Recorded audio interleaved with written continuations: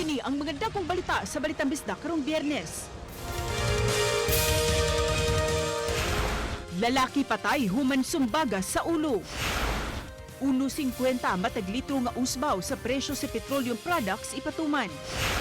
Mga relic sa 25 ka mga santos moabot sa National Shrine of St. Joseph sa Mandawi City. Og love bags nga adunay mga grocery items gipanghatag sa tricycle driver sa Talisay City. Kini ang GMA Regional TV, Balitang Bisdak. Mayong hapon, ako si Cecil Kibod Castro.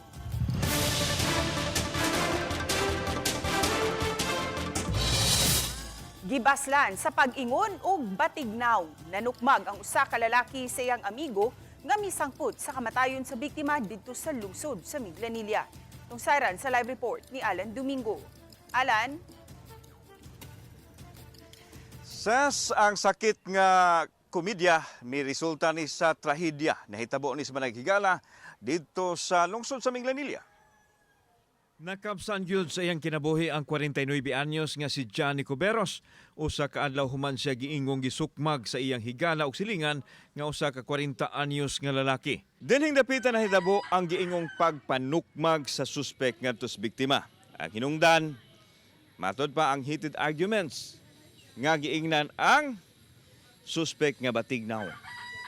Hapon sa Martes, Mayo 19 nagtapok-tapok ang kalalkihan sa usa ka bakanting luna sa Sitio Tiber sa Barangay Poblasyon Ward 3. Nagkomedyahanay ang managhigalang suspek ug ang biktima.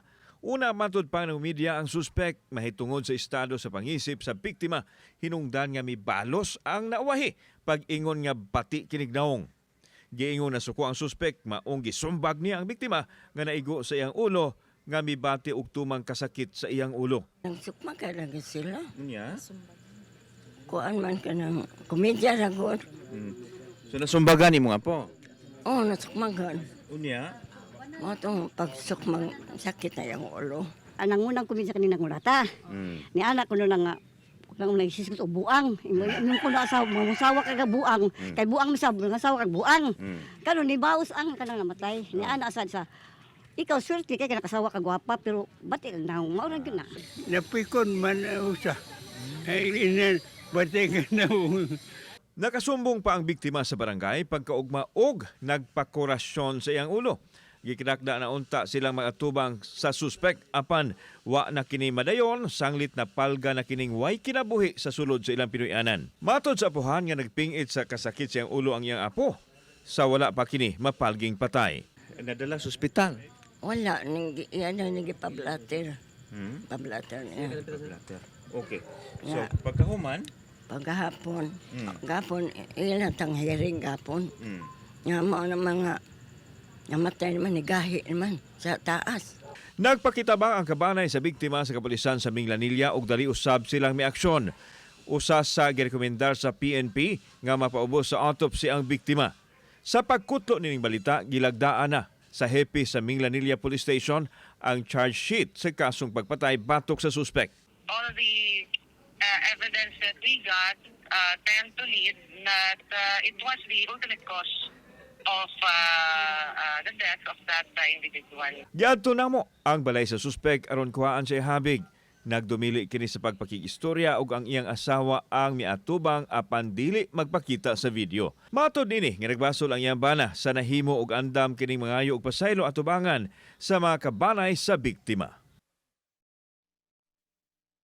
Sa gipadayang sa pamilya sa biktima nga dili nila madawat ang nahitabo ni Inibo sa ilayong ipadayon ang pagtaral sa hukmanan sa suspitsado nilang silingan. Ses. Dagang salamat, Alan Domingo. Gipaabot ang pagsaka sa presyo sa produktong petrolyo sunod simana. Sa pakiginabi sa Department of Energy Oil Industry Management Bureau Director Rino Abad sa Super Radio DZBB nga subay sa 4-day trading, adunay gipaabot nga pagsaka sa 1.50 sa matag litro sa diesel, gasolina ug kerosene. Matod sa DOE, epekto gihapon kini tungod sa gubat sa Middle East. Dulan sa 500 ka mga driver sa mga pampublikong sakyanan ang gihatagan og tag 5,000 pesos nga fuel subsidy sa LTFRB. Ang detalye sa report ni Alan Domingo.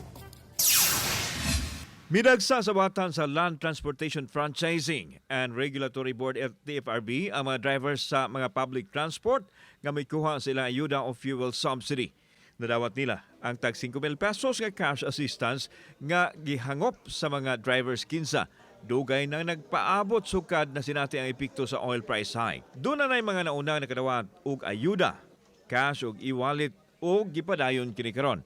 Gikinahanglan ang physical distribution tungod kay adunay mga drivers nga walay mga e-wallet ug ang uban adunay problema sa digital portal. Sa ngayon, hiniwalay natin yung ating mga taxi drivers, UV drivers, PUB drivers, school transport drivers. Sila yung tumanggap ngayon ng tag 5,000. Nagpasalamat og dako ang mga drivers dihang nadawat na nila ang ayuda. Nga bahin-bahino nila adunay ipalit og bukas ug ang uban ipatubil sa ilang mga sakyanan. Lipay sir ay dako kay tabang gininatag yun nga 5,000 na. Sa pamiyahe karon sir medyo mingaw jud. Sa Lunes, ikinak na ipadayon o kapodapod ang fuel subsidy alang usab sa mga PUJ drivers. Nasayran nga 23,000 ka mga beneficiaries ang gigahinan og pondo alang sa ilang ayuda ug adunay 13,000 na ang nakadawat nini. Magpadayon matud pa ang pag-apod-apod hangtod makadawat ang tanang mga drivers nga nagkinahanglan. We required our operators to submit their list of drivers and then yun ang gi-check natin, gi-validate natin sa ating system. Then pagkatapos nun, we officially endorse it sa central office and then yun ang naging basihan ng ating mga list of beneficiaries. Kauban si Clover Lumayag, ako si Alan Domingo. Balitang Bisdak.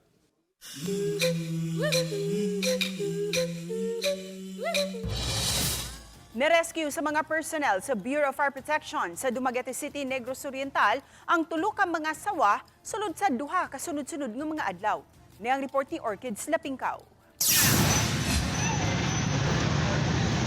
Natanggong ang mga motorista dihang mikamang ang sawa nga may susama sa dako sa bukton sa usa ka tawo palabang sa karsada sa Perdes Street sa Dumaguete City. Gibanaban ang may gitason kining duha ka dupa ug mitimbang sa kapin 7 ka kilo. Ingon usab ni ini kadako sa sawa nga na-rescue sa mga personal sa Dumaguete City Fire Station nga misuksok sa ibabaw sa signage. Gituhuhan nga mitago kini sa kisame sa usa ka tindahan tungod sa kadaghang mga ilaga nga matukob ni ini. Nagtuo si Fire Officer 3 John Ray Layakyak sa BFP Dumaguete City nga tungod kini sa kainit sa panahon mao nga nang gawas ang mga sawa. Gitugyan na sa BFP ang mga sawa sa DENR. Ako si Orchids Lapingkaw. Balitang Bisdak. Mga kapuso, regular holiday karong Mayo 27 sunod Miyerkules, adlaw sa Idil Adha alang sa atong kaigsuunang Muslim. Ang Idil Adha o Feast of Sacrifice, usa sa labing sagradong Islamic holidays alang sa Muslim community sa nasod. Ang Idil Adha mutakda sa katapusang mga adlaw sa Hajj pilgrimage sa Mecca, Saudi Arabia. Kini ang GMA Regional TV, Balitang Bisdak.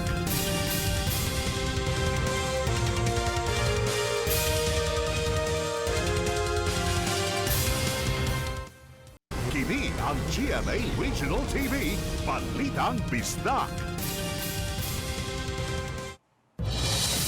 Wala kaabti og 24 oras nalakban dayon sa kapulisan sa Sawang Calero Police Station 6 ug Tactical Motorcycle Riding Unit Cebu City Police Office ang tulo ka mga sospek sa pagpusil patay sa usa ka babae sa Sitio Minyulida, Barangay Calamba ning syudad sa Sugbo kagahapon sa hapon. Gilangkuban kini sa duha ka mga 16 anyos ug usa ka 18 anyos ka mga batan-ong lalaki. Ang usa ka 16 anyos ang giingong mipusil patay sa biktimang babae. Samtang ang laing duha nga mga dinakpan ang mga lookout ni ini. Nasayran sa kapulisan nga gitawgan sa mga sospek ang biktima nga wala pa mailhi. Aron paadtuon kini sa dapit kay adunay giingong drug transaction ug didto gipusil patay sa mga batan-on. Ato sa hot pursuit operation sa kapulisan, nakita sa CCTV ang naong sa mga sospek nga misangpot sa malampuson nga pagkasikop kanila. Na-recover sa kapulisan ang kalibre 45 nga armas nga giingong gigamit sa krimen, ingon man cellphone sa biktima nga gikuha matud pa sa mga sospek. Nasayran ang 16 anyos nga gunman, kaduhanan sulod sa Operation Second Chance. Diin ang mga kaso ni ini may kalambigitan sa illegal nga drogas ug illegal gambling. Kalambigitan sa illegal drugs ang gitanaw nga motibo sa krimen.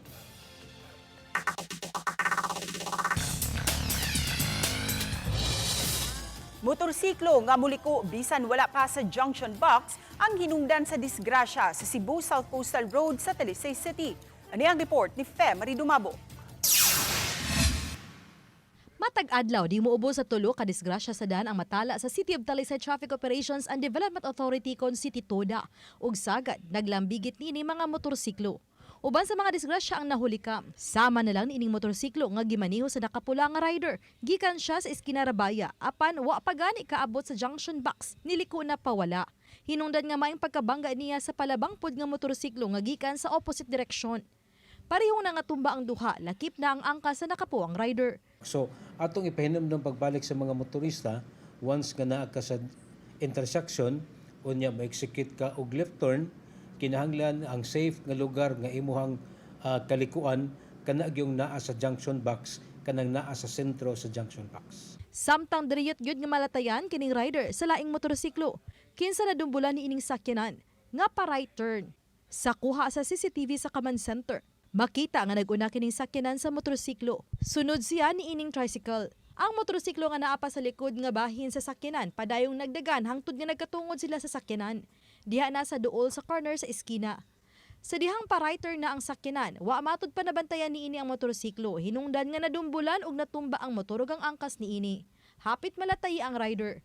May na lang nga minor injuries lang og damage sa motorsiklo ang naangkon. Na-execute og right turn kining maong sakyanan, kining panel, pero wa makabantay ang driver sa maong motor kay diha siya nahimutang ang motor sa blind spot sa driver. So mao to nga pag right turn niya, diha siyang kilid ang maong motor iyang nasaghiran hangtod nga natumba. Parehong nagkahusay ang mga nalambigit sa duha ka managlahing disgrasya. Oban ni Cleofer Lumayag, Fe Marie Dumabok. Balitang Bisdak. Mga kapuso, daghan kayong salamat tungod sa padayon ninyong pagsalig sa GMA News nga napiling top digital video publisher sa nasud. Subay sa data sa Tubular Labs. Alang kini sa kategoriyang News ug Politics, sugod sa Enero hangtod sa Abril karong tuiga. Sa worldwide, ikatulo ang GMA News sa top publishers sa susamang kategorya alang sa buwan sa Abril. Adunay combined 3.6 billion views ang GMA News sa Instagram, Facebook ug YouTube. Makapaabot kamo mga kapuso, nga padayon kami sa paghatod sa walay gidapigan, walay gipanalipdan, kaniadto pa man ug hangtod karon sa paghatod sa serbisyong tinud-anay.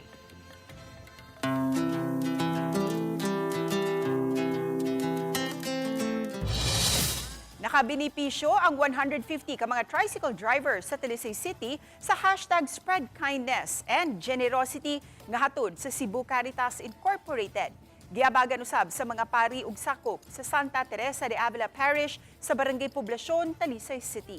Nadawat sa mga drivers ang gitawag nga Bags of Love nga adunay mga sulod nga 5 ka kilong bugas, canned goods ug napo ka mga itlog. Mapasalamato na kaayo og dako ang mga tricycle drivers sa Bags of Love nga ilang nadawat. Gihimo ang mong hashtag Spread Kindness, isipaghatag og gamay nga alibyo sa mga driver ning padayon nga nasinati nato nga fuel crisis. Kini ang GMA Regional TV, Balitang Bisdak. Kini ang GMA Regional TV, Balitang Bisdak. Sugda na pagpabarug sunod tuig ang Lapu-Lapu Expressway kun NLEX. Kapin sa usa ka gatos ka mga panimay sulod sa usa ka subdivision lakip sa maapektuhan sa maong proyekto. Siluan Merundina sa report. Sa tigom kagahapon sa City Development Council, opisyal nang gideklarar ang Lapu-Lapu Expressway kon LELEX nga Government Priority Infrastructure Project. Hayan iduso na unya kini ngadto sa Regional Development Council alang sa samang deklarasyon. Matod ni Attorney James Saison, pangu sa Local Economic Development and Investments Promotion Office kun LIDIPO, nga mahinungdanon ang maong deklarasyon aron ma-streamline ang proseso sa pagkuha og mga permit. We don't want to cut corners. Even if it's a government priority infrastructure project, it doesn't mean we will cut corners. kita mas mo go through dito sa process. Only lang na we want it streamlined. Niadtong 2021 natuki ang maong proyekto apan tungod sa kadako sa proyekto manginahanglan usab kini og daghang mga permit.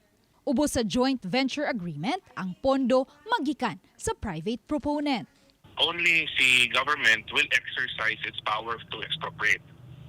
But as to the funding, it will come from the private sector. So the entirety of the project walay gasto si government. And then ang nice thing about it is whatever ma-acquire a private sector or private proponent under the terms of the JV for the road right of way, i-turn over na niya sa city. Matod ni Attorney Saison, nagpadayon pa usab karon ang paghimo sa detailed engineering design, lakip na ang pagsusi sa topography sa dapit nga maagian sa maong proyekto. Ang Lapu-Lapu Expressway Project manukad sa tiilan, habig sa Barangay Babag ug mulabang paingon sa Barangay Basak, paingon sa Mactan Cebu International Airport. Aminado si Attorney Saison nga lakip sa maigo sa maong proyekto ang usa ka dakong subdivision sa Barangay Basak. Lakip na ang mga pribadong estruktura ug mga bakanting yuta. At ang instruction yun ni Mayor Cindy and kung ahong is the least number nga ma-intrude na mo nga private rights or private nga houses adto gyud mi. So mo nang ipangitahan yung paagi nga mo gamay. Gisuwayan sa RTV Balitang Bisdak pagbisita ang opisina sa Homeowners Association sa Deca 5 apan wa didto ang ilang mga opisyal. Apan sa phone interview, gikonpermar ni Joffrey Arellano, presidente sa Deca Homes Mactan 5 Homeowners Association nga sa miaging tuig may mga geodetic engineers ug appraisers na sa Metro Pacific Tollways Visman Corporation ang nibisita sa ilang subdivision ug nipahibaw kanila nga may kapin sa usa ka gatos ka mga panimay sulod sa ilang subdivision ang maigo sa Lelex project. Ang Deca Homes Mactan 5 adunay 1,188 ka mga units. Majority sa affected, ma'am, directly affected or indirectly affected, dili yun ganahan ani nga proposal nga maagi sa amo ang lugar. Bahala daw asa ni kuan iliko or iagi ayaw lang diri sa amo ang subdivision kung mahimo. Lara man to kabok nagpa-appraise sa 130 plus nga directly affected wa may pila ra gyud ka lugas ma'am ang nagpa-appraise. Dugang ni Arellano nga samtang aduna sila'y Homeowners Association. Wala sila'y hiniusang baruganan sa maong proyekto o gitugyan nila ngadto sa matag homeowner ang desisyon. Matod ni Arellano, wala moagi og public consultation ang maong proyekto ug nakurat na lang sila nga adunay mga nibisita sa ilang subdivision ug nag-appraise sa ilang mga units. Bayaran nila na labi na katong wala pa na impas, naagi portion nga mapunta sa bangko, sa pag-ibig o sa developer, labi na katong mga in-house.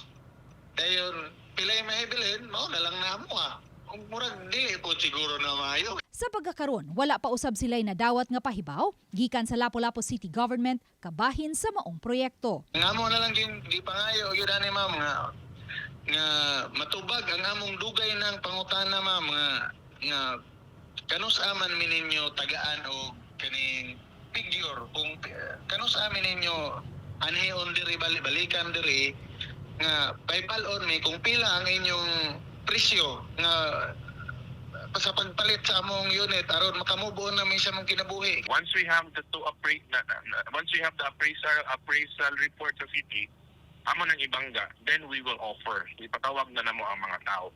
But that's going to take up a whole process, dugay na nga proseso. Uban ni Marlon Malgazo, Luan Merondina, Balitang Bisdak. Dangandam na karon ang simbahan sa Mandaue sa pag-abot ug mga adlaw sa 26 ka mga relics sa mga santos. Ang relics parte sa lawas sa usa ka santo o bakaha kabtangan gigamit ug uban pa. Ani ang report ni Nico Sereno. Duha lang kini sa mga relics nga naabot na sa National Shrine of St. Joseph. Gipakita sa mga sakop sa media. Parte kini sa bukog ni Santa Teresa de Avila ug St. Peter. Kabahin kini sa ubay-ubay nga mga relics nga moabot og sugaton sa simbahan sa seremonyas nga himuon ugma sa hapon. Gi-request sa taga-shrine ang maong mga relics gikan sa Roma nga parte sa pagpalambo sa simbahan ug pagtuo sa mga tao. Gipasabot ni Father Ian Fel Balangkig, miyembro sa team of pastors sa National Shrine, dunay tulo ka classification sa relics. First class ang relic kung parte sa lawas sa santo. Personal objects, properties, manuscript that pertain or belong to the saint. It could be a clothing, it could be a staff, siya. And then the third type of relic, kanang third class, is objects that touch the first class relic, which is their body. Lakip sa maabot ugma ang relic sa Sagrada Familia ni Jesus, Maria ug San Jose ang patron sa Mandawi. Relics sa 12 ka mga apostoles, ingon man sa mga santo sa simbahan nga dunay personal devotion kang Saint Joseph. Mato ni Father Balangkig, ang mga relics dunay kaubang dokumento pagpamatuod sa authenticity niini. Alas 4 sa hapon ugma himuon ang misa, pagsugat sa mga relics ug pagpahimutang niini. When Rome will be giving relics to a church, not given to persons, kay dili man pwede nga tagsa-tagsa lang nato, kolektahon niya adto dadon sa balay, ikwintas or balay. It's not for personal devotion. Yes, it's good, pero the relic should be in the church for the people to have access on it.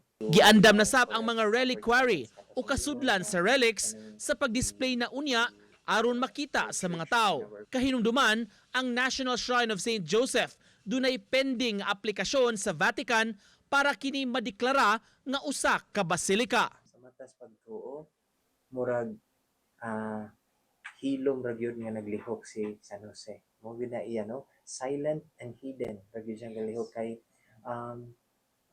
it's not easy to have these relics, pero gipahilona ra gyud niya. Nico Sireno, Balitang Bisdak. Reunited in one frame sila si Miguel Tan Felix ug Anton Vinzon. Nagpakilig sa bag-o nilang TikTok collab ang duha with matching cool moves. Karon aduna nay tagsa-tagsa ka mga gibidahang serye ang duha. Si Anton isip makmak sa kamao nga makitaan human sa Born to Shine 3:20 PM sa GMA Afternoon Prime Series. Samtang si Miguel usab makitaan isip si Galo sa Task Force Firewall 8:55 PM sa GMA Prime ug 10:30 PM sa GTV. At ang ikini karong Lunes, May 25. Subay sa mga thimble jellyfish sighting sa lungsod sa Argao karong simanaha, mipihigayon usab ug pakisusi ang mga personnel sa City Environment and Natural Resources Office sa kadagatan sa Lapu-Lapu. Matud ni Jocelyn Abayan, ang pangu sa Senro, wala hinuoy mga jellyfish sighting sa kadagatan sa mainland Lapu-Lapu ug sa Olango Group of Islands. Wala usab sila'y nadawat nga mga taho kabahin sa mga nangaligo og dagat nga naigo sa jellyfish. Matag summer season, ilabi na ning buwan sa Mayo, sagad manggawas ang mga jellyfish. Hinuon awhag nila sa mga nagplanong maligo sa dagat nga kanunay magmatngon. Doon namin nakitaan sa Marigondon unta, mo balhin unta miglaing area ba nga basi naagyod pod. So far wala pa man po niya. Nag-asmi sa isla, wala pa daw pod. Mga kapuso, usahay muuwan apan nagpasulabi ang grabing kainit. Tungod niini, mipasidaan ang Department of Health sa mutumaw nga mga sakit tungod sa kamausab-usabon sa panahon. Pipila niini ang mga trangkaso ug allergies. Matud sa DOH, makaapekto ang humidity sa hangin sa atong ilong, tutudlan ug panit. Kung opisyal na ang ting-uwan, sagad usab nga mga sakit-sakit ang waterborne diseases, influenza-like illnesses, leptospirosis ug dengue. Tambag sa DOH nga siguruhong hydrated kanunay ang kaugalingon, mukaon sa masustansyang pagkaon, mag-exercise ug angayan usab nga adunay saktong oras sa pagkatulog. Hangtod karong adlaw na lang ang service contracting program sa kagamhanan alang sa mga pampublikong sakyanan. Gisugdan pagpatuman ang programa nga maghatag og 20% discount sa tanang mga regular nga pasahero. Dugang kini sa 20% discount alang sa mga tinunan, senior citizen ug PWD. Gibayran ang kagamhanan sa kagamhanan ang matag public utility vehicle nga nalakip sa maong programa. Agad kini sa kilometro sa biyahe. Pamaagi kini sa kagamhanan aron makuha-kuhaan ang gastuhan sa mga pasahero taliwa sa krisis sa lana. tungod sa gubat sa tunga-tungang sidlakan. Gipatigbabaw sa Court of Appeals ang nahaunang desisyon niini nga nagbasura sa kasong grave misconduct nga gipahamtang batok kag kanhi Mandawi City Mayor Jonas Cortez. Kung kinumduman si Cortez, gimanduan kaniadto sa ombudsman nga madismiss sa serbisyo tungod sa kasong giatubang. Tungod kini sa gireklamo kaniadto nga operasyon sa usa ka batching plant sa simento, bisan kung adunay kakulangan sa papeles. Sa bag-ong desisyon, gi-affirm sa Court of Appeals ang ilang unang desisyon nga mipabor kang Cortez, butang nga gipasalamatan sa iyang kampo. Nakapaalarma sa mga residente ang bag nga nakitaan gawas sa panimay sa barangay Tungkop sa lungsod sa Minglanilla nga adunay sulod nga susama granada ug mga bala sa armas. Matud sa hepe sa Minglanilla, Police Lieutenant Colonel Maria Teresa Makatangay, nga nahitabo kini pasado alas 8 kagahapon sa buntag ug daling nagpatabang sa explosive ordnance disposal ang Minglanilla Police. Atul sa pagsusi nga susama granada usadi ay ka-lighter. Apan padayon pa nga misusi ang kapulisan kung si kinsa ang tag-iya sa maong bag. Kaya anduna say nakitaan nga unom ka mga bala nga iya sa 9mm nga armas. Okay to use just plain looking lighter than purchasing, buying, or selling items such as lighters that resemble something illegal ba? Na po yung mga bullets na nakita on the scene, and currently mga investigators are checking CCTVs around the area kung kinsa mo na ay last touch ani nga mao nga bag so that we can ascertain kinsa posible na filean og kaso for illegal possession of ammunition. Patay ang usa ka driver sa truck nga mangargahay og balas human madunggabi sa iyang liog ug tiyan. Nahitabo ang krimen sa naugang sapa sa sitio Manggilamon, Barangay Haklupan, Talisay City. Ang biktima giila nga si alias Berto Mulupyo sa Barangay Haklupan. Sakay pa ang biktima sa gimanehong truck samtang nagpaabot nga kargahan kini og balas sa mga nagmano-mano ug kuha og balas. Apan maunalay nakita sa ubang residente nga nagkadugo na kini tungod sa samad dinunggaban. Daling gida sa tambalanan ng biktima apan gideklarar nga dead on arrival. Personal grudge ang usa sa gitan-aw nga motibo sa krimen ug adunay gisunod nga mga person of interest ang kapulisan sa Talisay. Umukad to ang labing dako og nagunang mga balita sa Central ug Eastern Visayas. Dagang salamat mga kapuso. Ako si Cecil Kibod Castro ug kami ang GMA Regional TV Balitang Bisdak. Walay gidapigan, walay giprotektahan, kani adto pa hangtod karon serbisyong tinud-anay. Maayong hapon ug happy weekend mga kapuso.